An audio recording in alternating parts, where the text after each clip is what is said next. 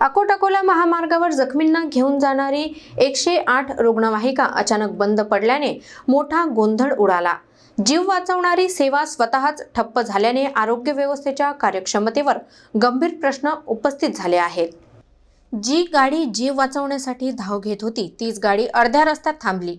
शुक्रवारी संध्याकाळी अकोट-अकोला महामार्गावर MH14 CL 0813 क्रमांकाची 108 रुग्णवाहिका तांत्रिक बिघाडामुळे अचानक बंद पडली।